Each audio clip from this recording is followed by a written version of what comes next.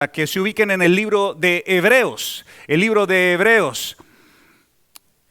Y hoy día vamos a tener un mensaje muy sencillo que va a iniciar con un pequeño repaso del trabajo que hizo nuestro hermano Nelson hace unas 3 semanas.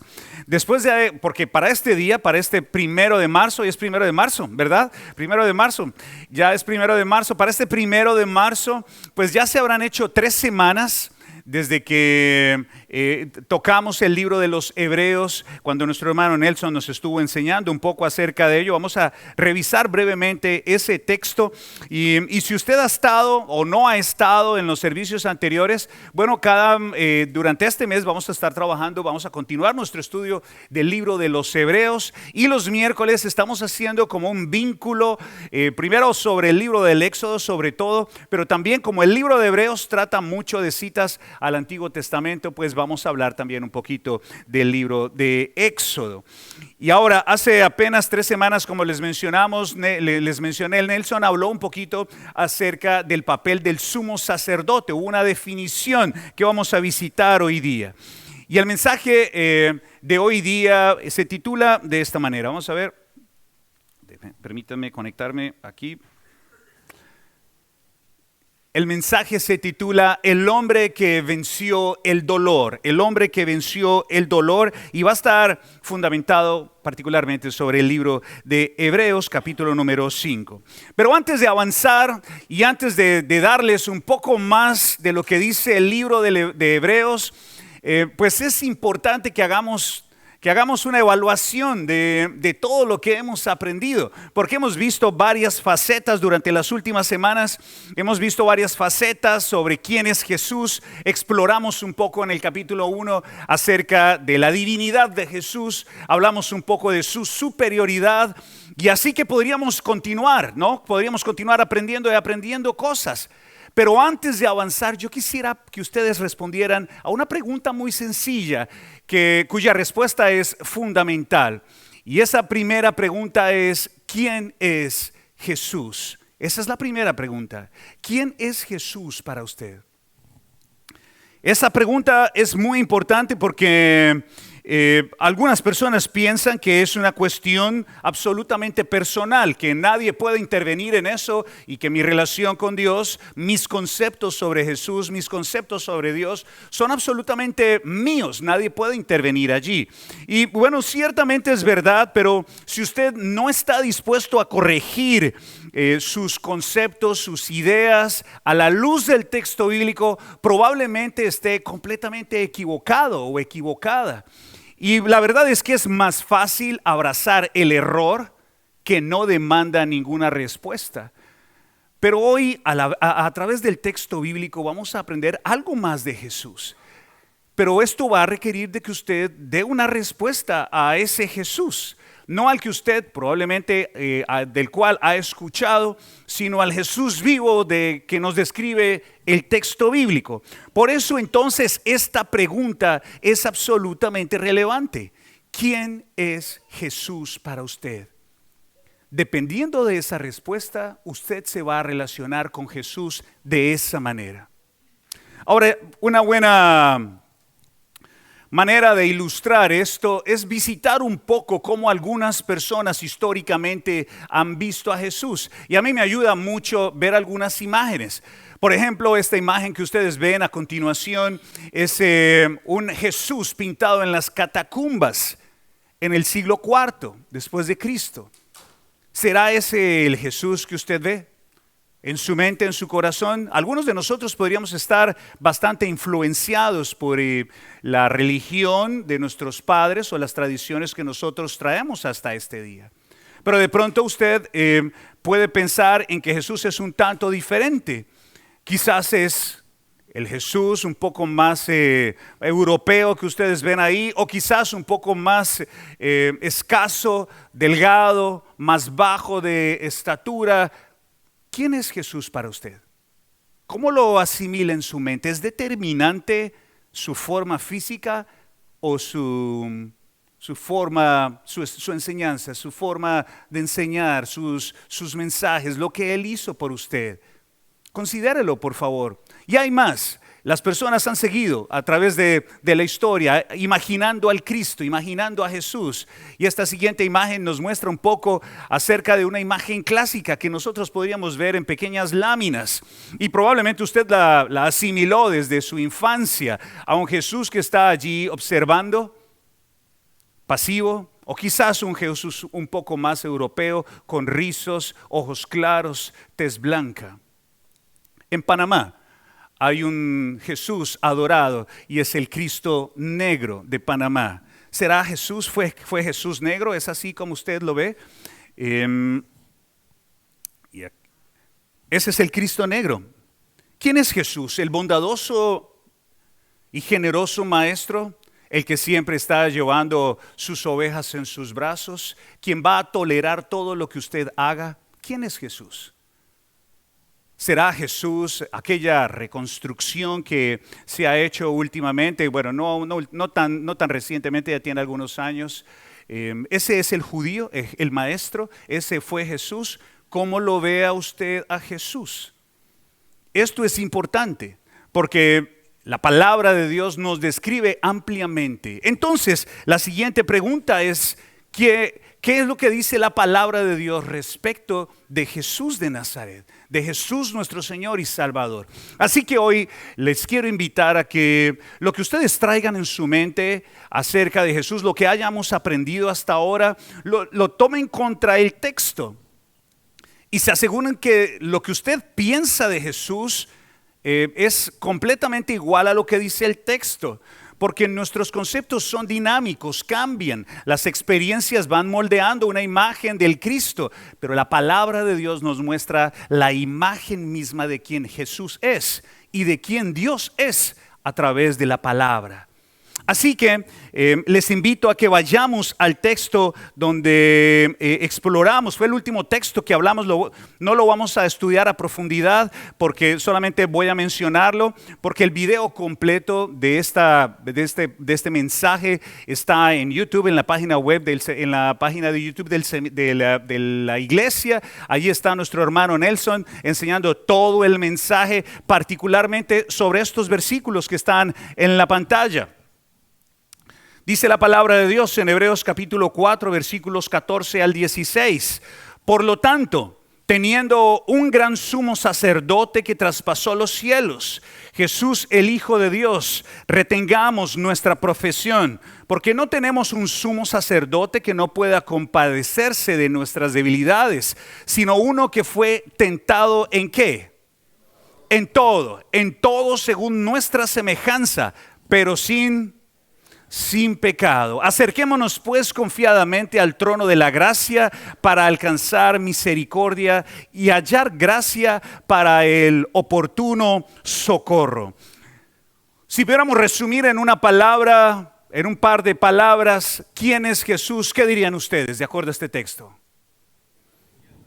El gran sumo sacerdote, así es, el gran sumo sacerdote, así es. Este gran sumo sacerdote es diferente.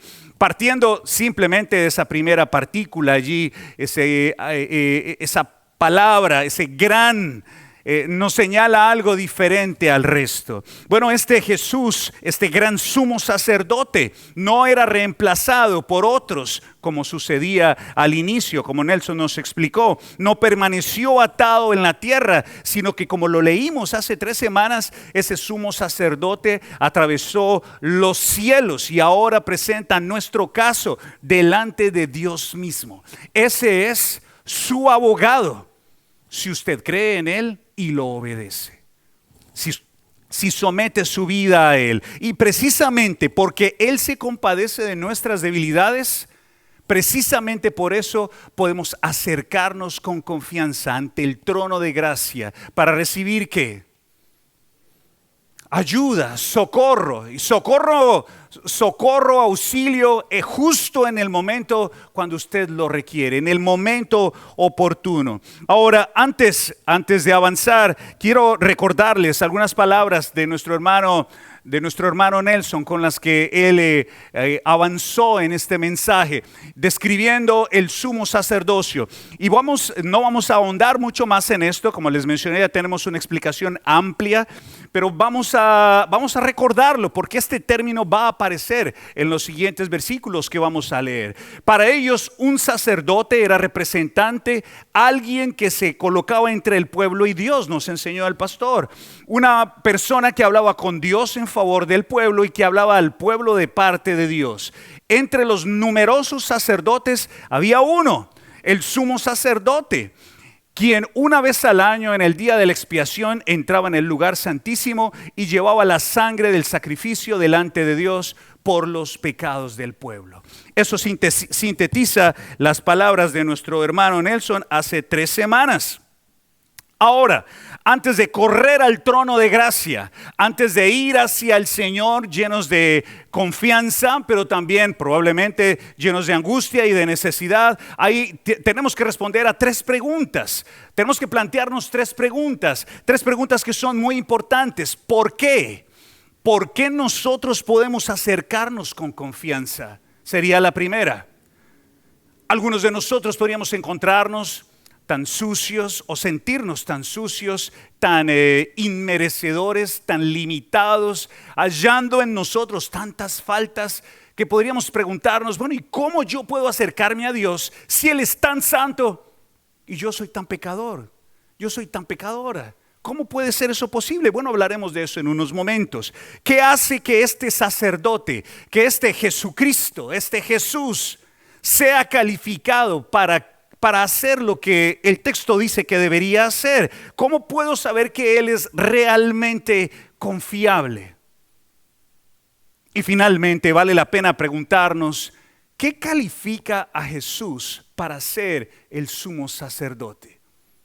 Bueno, estas son las preguntas que vamos a responder durante los próximos minutos.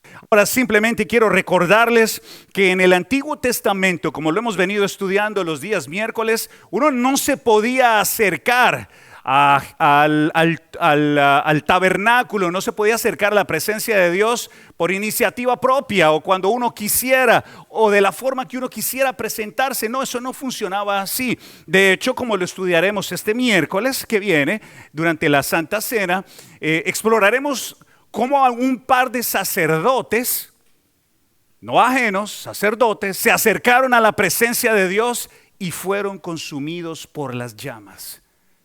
Impresionante. ¿Esto qué quiere decir? Es que no todo el mundo se puede acercar. Bueno, el Señor, al menos en el Antiguo Testamento, que es a lo que me refiero, había estipulado algunas cosas que debían ser tenidas en cuenta. Ahora, lo que se necesitaba aquí es un sacerdote legítimo designado por Dios, capaz de representar al pueblo ante Él. Así que vamos a iniciar revisando con un poco más de detalle el capítulo número 5, en los primeros versículos. Y les invito a que abran sus Biblias en el libro de Hebreos, en el capítulo número 5, en los versículos 1 al 4. Y es aquí donde este segmento del capítulo 5, del 1 al 10, entra en escena. Entonces, ¿qué vamos a hacer, queridos amigos, hermanos que estamos en esta mañana acá? Vamos a dividir este trozo, este segmento, en 3 pequeñas partes. Y vamos a revisar cada una de ellas. Y la primera es esta, los primeros 4 versículos. Esto es absolutamente relevante. Dice la palabra de Dios, y vamos a arrancar. Este es el primer punto, el patrón del sacerdocio humano. Y quiero decirles algo, estos 4 versículos nos van a resumir un poco el patrón, el modelo que funcionaba en el Antiguo Testamento. Por supuesto, si usted quiere muchos más detalles, tendrá que ir al Antiguo Testamento. Dice la palabra de Dios en Hebreos capítulo 5, versículos 1 al 4. Lo leo aquí en la pantalla.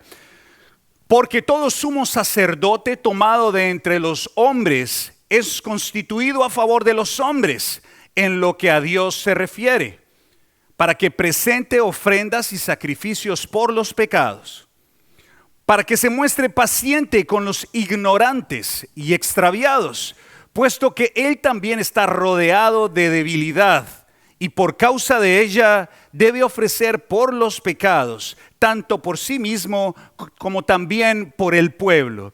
Y nadie toma para sí esta honra, sino el que es llamado por Dios, como lo fue ¿quién? Aarón, así es. Ahora, si usted no ha ahondado en el texto bíblico, quiero contarle algo. Durante los miércoles hemos estado explorando el libro de Éxodo y tengo un mapa que les he mostrado varias veces y quiero recordarles que justo en este punto, allá abajo, en la península del Sinaí, bien abajo, acá, justo acá, se da el libro de Levítico y se da la entrega de muchas leyes. Entre esas leyes, en el capítulo 28, nos señala cómo estos sumos sacerdotes tenían las responsabilidades, el vestido, la función, con muchísimo más detalle.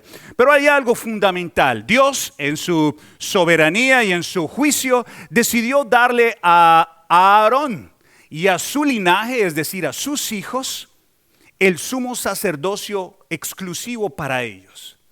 No fue algo autoimpuesto, no fue algo que ellos decidieron. Simplemente Dios eligió entre todos a un hombre. Y ese hombre sería Aarón y su familia. Nadie más podía acercarse al templo o tener al lugar santísimo o tener este honor de ser el sumo sacerdote. Era algo que Dios absolutamente decidió por él mismo, de una manera autónoma. Pero el texto nos dice algo importante. Ese sumo sacerdote iba a ser escogido de entre todo el pueblo, un hombre común y corriente. Por supuesto, estamos pensando en un hombre imperfecto. No sería una figura mística, un hombre sin mancha alguna, o un ángel o algo así, un ungido que se levantara de la tierra, iba a ser. No, era simplemente un hombre común y corriente como iba a ser Aarón. Ese hombre tenía que ser capaz de ser compasivo, de tener misericordia, de tener comprensión, empatía con el resto de las personas, porque él iba a presentar ofrendas por los pecados de todo el pueblo. Ahora, la palabra nos señala algo muy importante y es que ese hombre tenía que ser paciente con los ignorantes y los extraviados. Ahora, si usted se pone a pensar, esas palabras pueden ser un poco como un poco rudas, ¿verdad? A ver, ¿cuántos ignorantes hay acá? No, nadie va a levantar la mano. ¿Y cuántos extraviados aquí? No, pues ninguno, ninguno está extraviado. Bueno, esencialmente lo que quería decir el texto en el griego son personas que no tenían conocimiento, es decir, no sabían. Algo me está pasando con este muchacho que se me mueve aquí y me interrumpe. Ya. Estos ignorantes o estos faltos de conocimiento hacían parte de un grupo probablemente que, como todos nosotros, caíamos una y otra vez en lo mismo. O simplemente no sabíamos qué hacer. El otro término que es leplanumenois, que son extraviados, son personas que son fácilmente influenciables. Personas que fácilmente son engañadas, ya sea por sus propias emociones o por las situaciones. Entonces son dados a deambular, a vagar. El Señor le dice a Moisés, a Aarón, tú vas a trabajar y a tener paciencia con los que no entienden y con aquellos que son dados a perder el rumbo. ¿Y hasta cuándo? Bueno, yo no sé si a usted le ha pasado, pero como hombres a veces pasamos por momentos complicados, momentos difíciles, en los cuales encontramos en nuestro propio comportamiento algunas fallas que son reticentes, cosas que no se quieren ir de nosotros y luchamos contra ellas y a veces nos incomodan y decimos, bueno, ¿hasta cuándo esto va a ser conmigo? ¿Les ha pasado? Dice uno, esta falla en mi carácter, esta falla en mi vida, este hábito terrible, este pensamiento, este recuerdo que no me puedo sacar de la cabeza, es pecado y vuelvo y lo hago y no puedo cambiar. Bueno, imagínense este hombre, este sumo sacerdote, acercándose una y otra vez, todos los días a ofrecer sacrificios por miles de personas. escuchando y escuchando y escuchando. ¿Y esto por qué es? ¿Y esto por qué es? ¿Y esto por qué es? Esto debió haber sido absolutamente agotador. Además de eso, el sumo sacerdote tenía que cargar con sus propias culpas y presentar sacrificios por sus propias culpas. Este hombre fue el hombre elegido por Dios, fue la familia elegida por Dios para hacer esto. Y no fue por elección personal, dice el texto, que Dios lo elige. Saben, hay personas que les gusta usurpar lugares que no les corresponden. Cuidado con tomar lugares en los cuales Dios no los ha puesto. Porque si usted toma el lugar que no, a donde Dios no lo ha llamado, probablemente se meta en problemas muy serios con Dios, como lo estudiaremos un poco este miércoles, como se los mencioné. Ahora, en los versículos siguientes, los versículos 5 y 6, vamos a visitar algo importante y es cómo Jesús va a cumplir con todo este patrón. Miren lo que dice la palabra. Cristo cumple y supera este patrón. En Hebreos capítulo 5, en los versículos 5 y 6, nos va a decir que así tampoco Cristo se glorificó a sí mismo, haciéndose sumo sacerdote, sino el que le dijo: tú eres mi hijo, yo te he engendrado hoy. Como también dice en otro lugar: tú eres sacerdote para siempre, según el orden de Melquisedec. Saben, ahora nos llama la atención algo interesante. Y es que Jesús nunca se autoimpone a su pueblo. Jesús no toma como propio el derecho de servir a su pueblo, aunque venía a lo suyo. Él no se puso en esa posición. Jesús va a cumplir todo el patrón porque Dios mismo lo va a elegir a él. Ya recordarán por allá ustedes el Salmo capítulo 2 y el Salmo 110, donde se muestran este texto que estamos leyendo. Es Dios mismo el que llama a Jesús y lo pone allí donde está. Y le dice: este es mi hijo, este es mi amado, este es el llamado. Y recordarán por allá en los evangelios sinópticos cuando Jesús, cuando es bautizado, el Señor dice: a este ustedes tienen que escuchar. Ahora, hay algo de lo cual tendremos que ahondar un poco más, y es este tema de Melquisedec. ¿Lo han escuchado alguna vez? Esta última frase puede ser un poco compleja para algunos de nosotros. ¿Qué significa esto del orden de Melquisedec? Bueno, cuando lleguemos al capítulo número 7, vamos a tener todo un capítulo para ahondar en quién era ese Melquisedec. Baste decir por ahora lo que dice la palabra, y es que Melquisedec, a diferencia de Aarón, era sacerdote porque Dios lo eligió. No sabemos cuándo, no sabemos cómo, no conocemos su familia, no conocemos su madre, su padre, sus hijos. Él simplemente aparece en la escena en el Antiguo Testamento, en particular en el libro de Génesis. Habla con el patriarca Abraham y vuelve a desaparecer. Su nombre significa rey de justicia o rey de Salem o rey de paz. Este hombre, ya su sumo sacerdocio o el sacerdocio que él hace delante de Dios, Melquisedec, ese sumo sacerdocio no depende del linaje, no depende de que sea hijo de Aarón, sino depende de que Dios lo haya elegido. Ahora Jesús va a ser parte de ese linaje de acuerdo a lo que nos dice esta palabra. Ahora, vamos ahora a culminar con la tercera parte que nos va a llevar a indagar un poco más en detalle una faceta que algunos de nosotros probablemente no hemos ahondado lo suficiente, y es la faceta del dolor y del sufrimiento de aquel que iba a ser el sumo sacerdote, nuestro sumo sacerdote, y me refiero a Jesús, el sacerdote que sufrió y salva.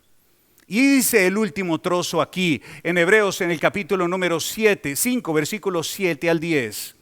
Escuchen esto: Cristo en los días de su carne, ofreciendo ruegos y súplicas con gran clamor y lágrimas al que podía librar de la muerte, fue oído a causa de su temor reverente. Y aunque era hijo, Por lo que padeció, aprendió la obediencia. Y habiendo sido perfeccionado, vino a ser autor ¿de qué? De eterna salvación. ¿Para quiénes? Para todos los que le obedecen. Y fue declarado por Dios sumo sacerdote según el orden de Melquisedec. Noten que ese último versículo es prácticamente la misma frase de que acabamos de leer en el segmento anterior.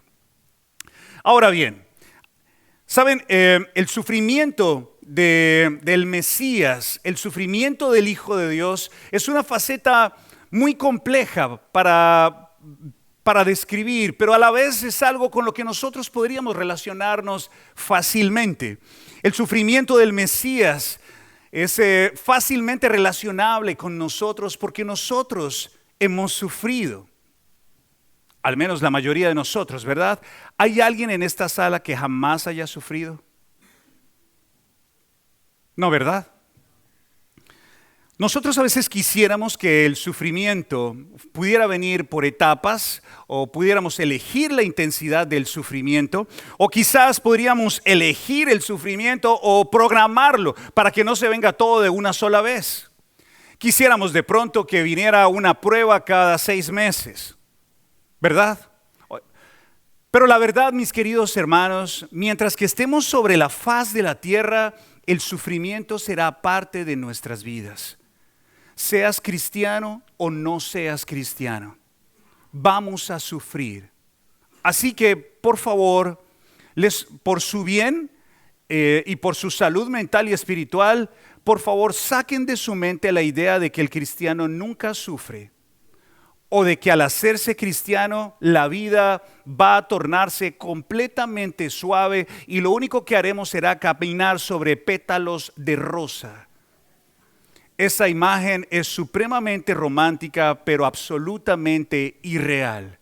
El sufrimiento, hermanos y hermanas, amigos que nos visitan hoy, está estrechamente relacionado a la vida sobre esta tierra. Solamente cuando estemos en la presencia de Dios, dice la palabra que no habrán lágrimas, ¿se acuerdan? Ni tristeza, ni dolor. Pero hasta que a usted no lo empaquen en el ataúd, usted va a seguir sufriendo. De hecho, hasta el último día, probablemente, bueno, yo le he pedido al Señor una muerte tranquila. Señor, por favor, si me has de llevar, que sea predicando. Aunque mis hermanos se asusten, ya tú tratarás con ellos. Si me muero aquí, ya me sacan y yo me muero en paz y ustedes verán cómo cuadran. Quizás orando, quizás, Dios mío, yo quisiera morir orando, arrodillado por ahí, encomendando mi vida a ti. Porque incluso hasta el momento de la muerte uno puede morir en intenso sufrimiento.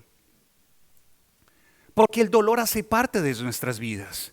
Esa es la realidad. Y cada uno de nosotros tendrá su dosis de dolor durante el resto de su vida.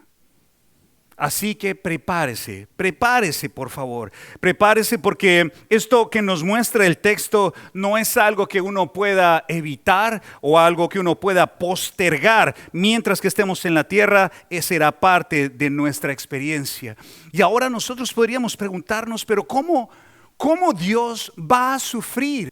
¿Cómo Dios va a sufrir si Él es el Dios todopoderoso? ¿Cómo Dios va a comprender mi sufrimiento? Y Nelson nos habló muy bien acerca del Dios que entiende, del sumo sacerdote que sí entiende. Y fue un argumento suficientemente fuerte para quitarnos a todos nosotros las excusas. Porque quizás alguno de nosotros podría pensar que otras personas no pueden entender mi sufrimiento porque no han sufrido lo mismo. Pero la verdad, si hay alguien que sufre con nosotros y ya ha conocido el sufrimiento, y ese es nuestro gran sumo sacerdote, nuestro Señor Jesús. Nosotros, queridos hermanos, no tenemos un Dios insensible, lejano o indiferente. No tenemos una deidad o millones de deidades como los hindúes o como los los griegos tenían y son descritos en sus obras, o los orientales, deidades que son caprichosas y que están por allá lejanas, que algunos son feroces, otros son indiferentes, otros son caprichosos. No tenemos un Dios así, que está lejano, lejos, distante, que no conoce. Hermanos queridos, hermanas, el cristianismo tiene la verdadera imagen de Dios, del Dios único, que bajó hasta nuestra condición, se humilló haciéndose hombre como nosotros, asumió nuestra naturaleza y sufrió con nosotros. El Señor Jesús se encarnó y sufrió, lloró ante la pérdida de las personas. Ustedes recordarán en Juan capítulo 11, Él llora, sufre con el dolor de cómo al ver a otra persona perder a su hermano, Él sufre, le duele en su corazón. Él se cansó al borde del camino, Él resistió la burla, el desprecio, soportó la ignorancia y la necedad, lloró por la obstinación que llevaba a la destrucción, como ustedes lo pueden leer allí. Cuando va camino a Jerusalén, Él se pone a llorar porque la gente no quiere entender. Sufre, ese es Jesús. Dios en la carne vino acá y sufrió con nosotros. Así que Dios sí sabe lo que es el sufrimiento. Dios sí sabe lo que es el clamor, las lágrimas. Y ustedes podrán recordar al final del libro de Lucas. Estoy buscando otro micrófono porque este ya me cansó. Al final el libro de Lucas nos muestra cómo Jesús... Amigo, préstame otro micrófono, por favor. Algo pasó con este.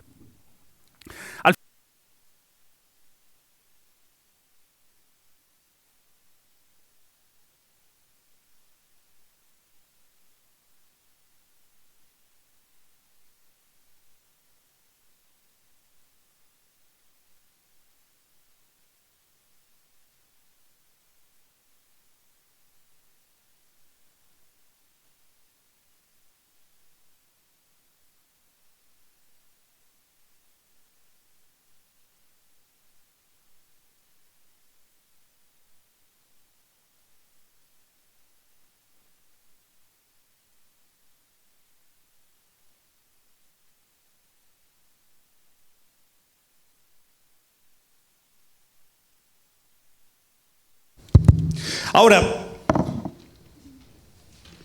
dice el texto algo maravilloso que para nosotros puede ser nuevo y debemos analizarlo. Y es que el texto nos menciona algo de Jesús muy importante, que Él a partir del sufrimiento y a partir de su temor reverente, de su sumisión reverente, aprendió a obedecer en medio del sufrimiento.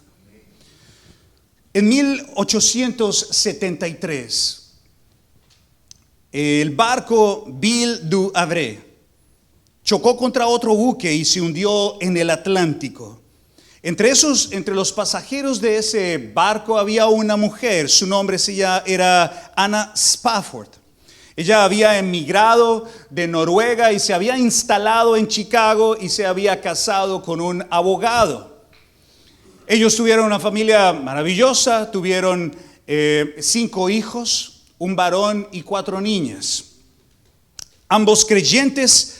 Un día en el año, 2 años antes de este naufragio que se da en el 73, en 1871, esta familia sufre una gran tragedia que probablemente algunos de ustedes habrán escuchado en la historia, el gran incendio de Chicago. En el gran incendio de Chicago, ellos dos perdieron a su hijo menor. 2 años después, además de sus bienes, 2 años después, ella es enviada junto con sus 4 hijas por su esposo a cruzar el Atlántico. Y en un punto del viaje, el barco naufraga y ella está allí junto con sus 4 hijas. Sus 4 hijas mueren ese día. Y al llegar al otro lado, ella envía un mensaje por telégrafo. En aquel tiempo el telégrafo, pues el costo era altísimo y solamente se podían enviar algunas palabras. Esas palabras fueron: salvada sola.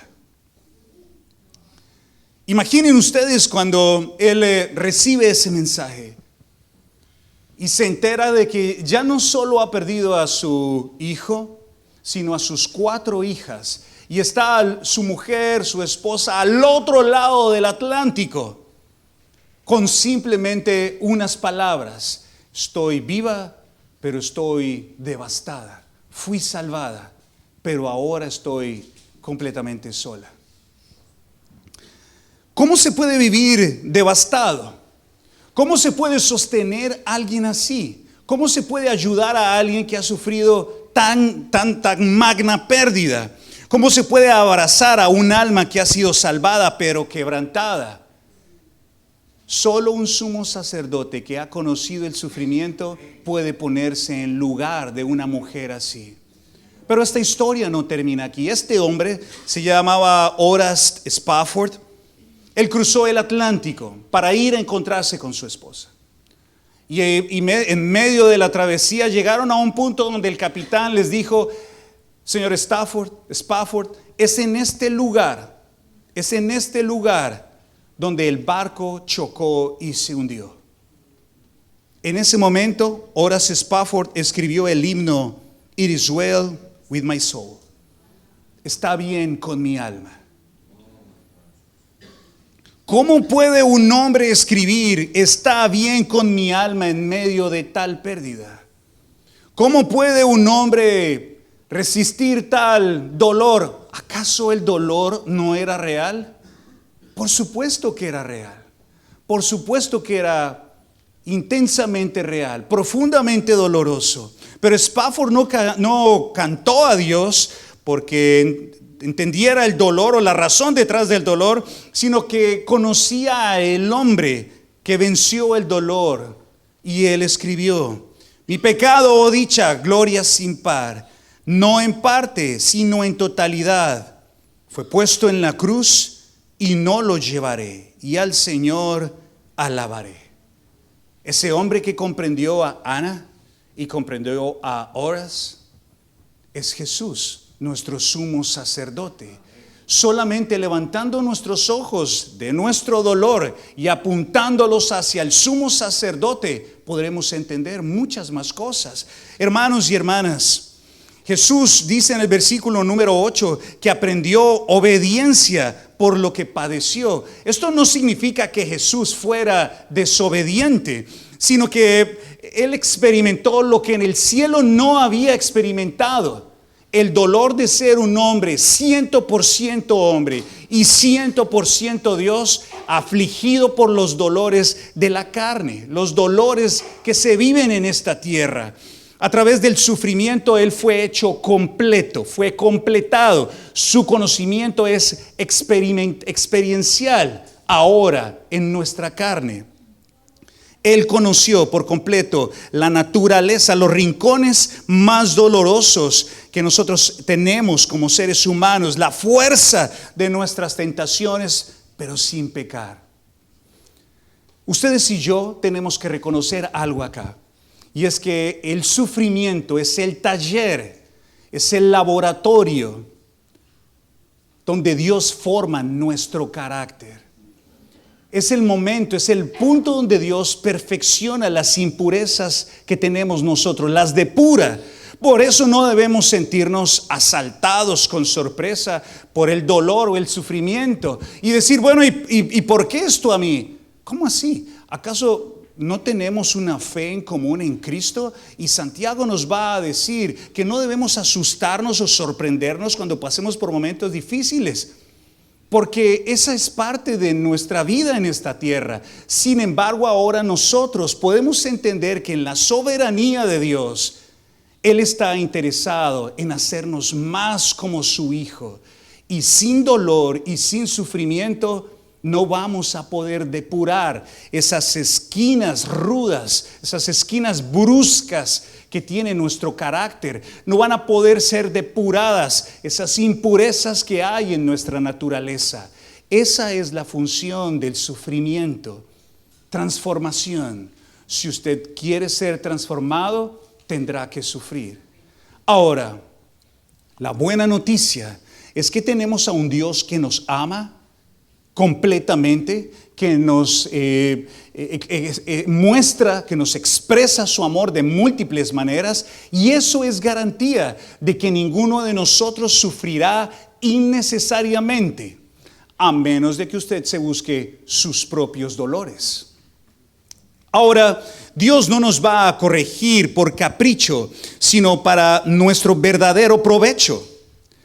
El sufrimiento, mis queridos hermanos, es el horno donde se depuran las imperfecciones. Y aunque nosotros no podemos elegir ni su intensidad ni su frecuencia, sí podemos elegir algo. ¿Cómo vamos a reaccionar a ese dolor?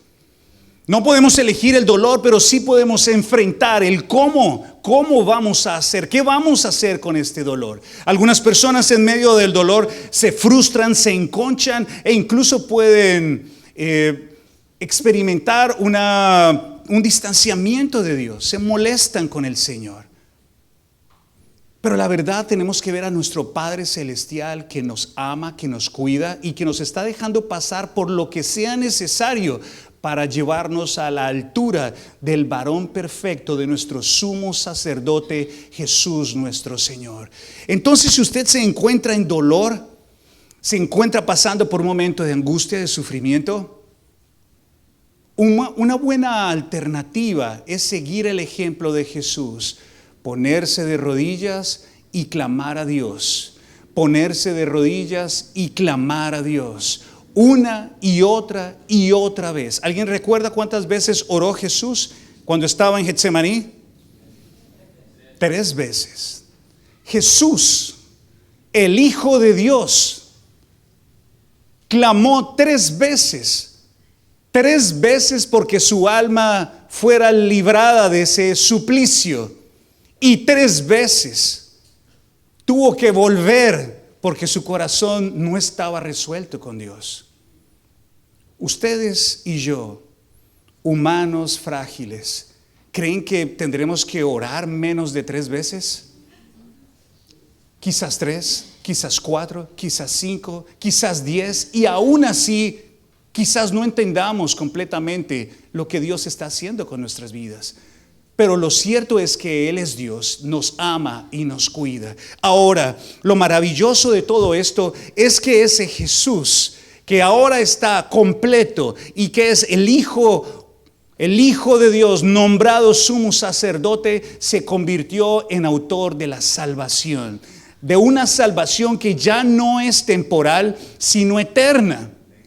Salvación para todos aquellos que lo obedecen. Entonces, la pregunta es, ¿está usted siendo partícipe de esa salvación de Dios? ¿Está usted o será usted un beneficiario de la salvación que Dios nos ha provisto a través de Jesús? Él nos dice algo maravilloso, y es que debemos obedecer. Pero antes de obedecer, usted tiene que creer. Porque si usted no cree y no le cree a Jesús, va a ser muy difícil que obedezca. Creer en Jesús es fundamental. Ahora, no intente obedecer primero para creer después. Algunas personas han dicho, bueno, cuando me salga de todas estas cosas, cuando me libre de todas estas impurezas, cuando sea un buen hombre, una buena mujer, ahí me volveré a Dios. Nunca llegaremos a estar a la altura del varón perfecto. Necesitamos volvernos a Jesús ahora mismo, empezar ahora, abandonarnos en sus manos para que Él nos transforme. Ahora esta salvación no es provisional, es total. Lo que quiero decir con esto, mis amigos, es que ya no vendrá otro Jesús a salvarnos de nuestras faltas. Una vez y para siempre. Solo tenemos una última alternativa, y ese es nuestro Jesús, nuestro Señor Jesús. Por eso Él es digno de toda gloria, Él es digno de todo honor, Él es digno de toda sumisión, porque Él es el Señor, nuestro Señor Jesús. Y ahora tenemos que regresar a nuestra primera pregunta. ¿Quién es Jesús para usted? ¿Es el del medioevo? ¿Es el del establo? ¿Es el siervo sufriente? ¿Es el de ojos claros? ¿Es aquel que siempre me estará respondiendo cuando yo lo llame? ¿Quién es Jesús? El texto nos menciona algo maravilloso. Podemos acercarnos a Él porque Él es nuestro abogado. Él es el Señor, el Rey de Reyes y el Señor de Señores. Así que esto reclama de nosotros una respuesta en humildad, una respuesta en santidad. La palabra de Dios nos dice en Proverbios, en Eclesiastés, cuando usted se acerque al Señor, acérquese más a escuchar que a hablar. Así que cuide su mente, cuide su corazón, acérquese con reverencia y con confianza, porque ahora tenemos una salvación para siempre y disponible para todo aquel que se quiera acercar, todo aquel que quiera obedecer. La pregunta es si usted está listo para hacerlo o lo está haciendo. Nosotros ya hemos sido llamados, la mayoría de nosotros ya fuimos llamados a su reino. ¿Estamos viviendo conforme el Rey demanda que vivamos? ¿Estamos entregando todo como Él lo ha entregado todo? Tenemos a un sumo sacerdote que ha hecho todo el trabajo que necesitábamos que Él hiciera. Ese sumo sacerdote nos comprende por completo, ha llenado todos los espacios, nos salva, nos sana y nos acompaña. Quiero invitarles a que con admiración, con alegría, volvamos nuestros ojos a Él. Él sí sabe lo que es el dolor y Él sabe lo que va a hacer con cada uno de nosotros. Si usted aún no se ha vuelto a Jesús, si usted aún no ha entregado su vida a Cristo, hoy es un buen día para hacerlo. Si usted está pasando por un momento de sufrimiento, ya sabe a dónde acudir. No busque consuelos parciales en amigos, amigas, en libros, en videos, en vacaciones. Busque consuelo en aquel que lo entiende completamente. Y ese es Jesús, nuestro Señor y Salvador. Les invito a que oremos y le demos gracias a Dios por su bondad, por su gracia, por su misericordia. Y si usted siente o ha decidido ya tomar una decisión por Cristo, me encantaría que conversáramos y habláramos un poco de la palabra. Oh Señor Dios del cielo, en esta